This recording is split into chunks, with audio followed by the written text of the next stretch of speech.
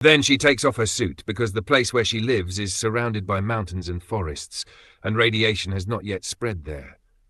After coming home, Anne cleans herself and takes a bath, so that if she has come in contact with radiation, it will be washed away.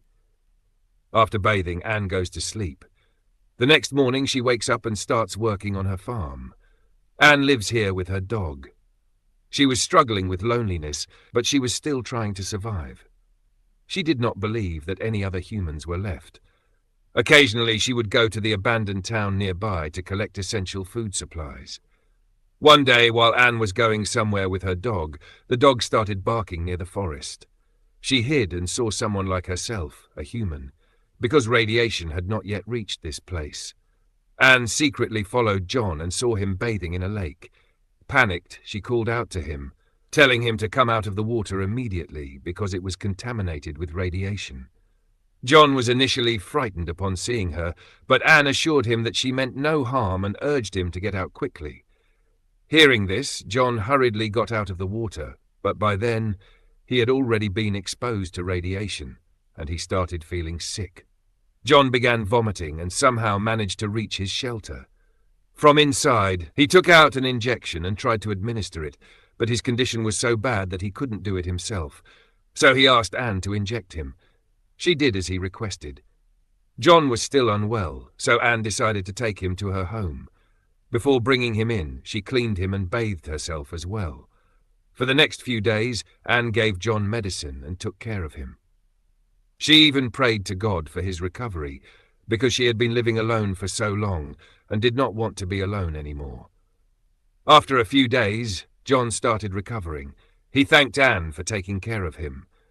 John then told her that he was an engineer and had worked in a government bunker, which is why he survived this terrible disaster. But after some time, he had to leave the bunker because his food supply ran out, so he travelled on foot until he reached this place. John further told Anne that this area was surrounded by mountains and forests, which is why radiation had not yet reached here. Anne, being religious, told him that she believed God had created this place for them. She then showed John a photo of her family and told him that she had lived here with her parents and younger brother. They had survived the radiation. Her parents had gone in search of other survivors after the disaster, but when they did not return for several days, Anne sentence incomplete. Anne's younger brother went out to search for their parents, but neither he nor their parents had returned yet. The next day, Anne was working on her farm, growing vegetables. Seeing her, John decided to help with her work. He assisted Anne in refueling diesel from local gas stations and used it to start a long-abandoned tractor. At night, they ate dinner together. John told Anne that he was happy to have found this place, as he always believed there had to be a radiation-free spot somewhere in the world. Anne was also happy with John's presence because she no longer had to work alone or live in solitude. Over time, she started liking John. The next day, Anne went to a nearby pond to catch fish. After bringing them back, John cooked the fish. Anne told him that winter was approaching, so they needed to stock up on food because the fields would dry out in the cold, making survival difficult. Now that there were 2 of them, they would need to store even more food. Anne also wanted to restore electricity in the house, so they could turn on the freezer before winter and store fish from the local pond. Additionally, electricity would help them avoid living in complete darkness. John then learned from Anne that she had a generator, but it had been unused for a long time. He tried to fix it, but failed even after several attempts. Suddenly, an idea struck John. He suggested that they could generate electricity using a hydroelectric wheel powered by the waterfall. However, they would need a large wooden wheel for this. While searching for materials, John spotted a nearby church made of wood. He asked Anne if they could dismantle the church to build the wheel. Anne refused because she was religious and her father had worked at that church. On the other hand, John did not believe in God. He trusted science more. Since he didn't want to disappoint Anne, he decided to drop the project, even though he still wished to continue it. Disheartened, John went to a store, got some alcohol, and started drinking. When Anne found him there, she took him home. However, John, now heavily drunk, behaved inappropriately toward Anne, which deeply hurt her. The next morning, John realized his mistake and apologized to Anne. Despite this incident, they both continued to live together happily and had grown fond of each other. One night, when Anne tried to get close to John, he stopped her, saying they should first take the time to understand each other and not rush into things. Anne agreed. One day, while Anne was taking a walk near her house, she saw someone approaching from a distance. It was a young man named Caleb. He looked weak and exhausted. When John checked him with his radiation detector, he found that Caleb had been exposed to a small amount of radiation. John suggested that Caleb set up a camp outside as he needed rest and staying indoors could be risky. However, Anne insisted that they could not leave Caleb outside in such a condition. Seeing her concern, John agreed and allowed Caleb inside the house. They shared a meal together. During dinner, Caleb asked John how he had survived the radiation and reached this place. John explained that when the radiation spread, he was working in a government bunker. Eventually, their food supply ran out, forcing him to leave. One day, while traveling in his van, he saw a young boy suffering in agony due to radiation exposure. John tried to help him, but before he could do anything, a group of survivors attacked, hoping to steal his supplies. John had no choice but to flee. Later, he took shelter in an abandoned mine with other survivors. However, as time passed, some of them started insisting on leaving the mine. Disagreements turned into violent fights, and in their struggle, they ended up killing each other. Sentence incomplete. Out of all of them, I was the only one who survived. After this, John tells Anne that there is something he has been meaning to tell her for a long time, but he was afraid to do so. He then takes her aside and reveals that he suspects the young boy who begged him to end his suffering might have been her brother, the one who had left to search for their parents. Hearing this, Anne is devastated and mourns for her brother.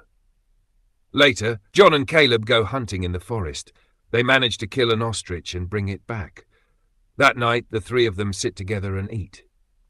The next day, John talks to Caleb about the water wheel project, which could generate electricity.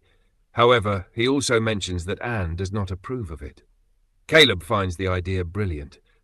John then speaks to Anne again about dismantling the church for materials. This time, Anne finally agrees, and the three of them begin tearing down the church. They work tirelessly, day and night, on the project. Meanwhile, Caleb, being young and handsome, starts attracting Anne's attention. She finds herself drawn to him, and Caleb, too, starts developing feelings for her. They begin sharing laughter and spending more time together, which John does not like. One night, John calls Anne aside and tells her, "If you want, you can be with Caleb. I won't mind." Hearing this, Anne walks away without saying a word. She was confused about her feelings because she liked both John and Caleb. After this, John and Caleb's interactions become minimal. John grows jealous and dislikes seeing Anne with Caleb. Finally, the water wheel is completed, and to celebrate, the three of them throw a party at home. After the party, they go for a swim in a nearby waterfall and have fun. After swimming, John confesses to Anne that he has feelings for her. However, Anne remains silent as she has started liking Caleb instead. That night, John drinks excessively and passes out. Meanwhile, Anne goes to Caleb and they grow closer. The next morning, John wakes up and notices that Anne and Caleb are behaving like a couple. Seeing this, John is deeply hurt and realizes that something must have happened between them the previous night.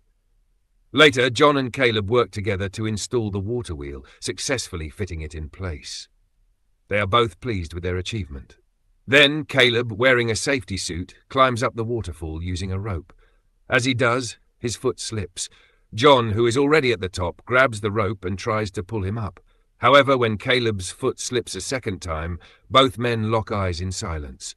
They continue holding onto the rope, but this time John does not save Caleb. Filled with resentment, he lets go of the rope, allowing Caleb to fall to his death. John no longer wanted Caleb to come between him and Anne. John returns home alone.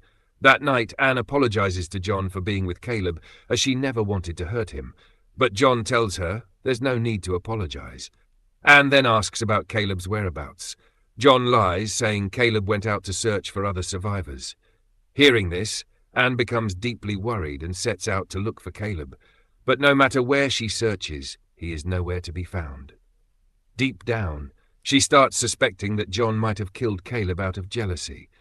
When Anne returns home, she sees that John has managed to fix the generator, restoring electricity to the house.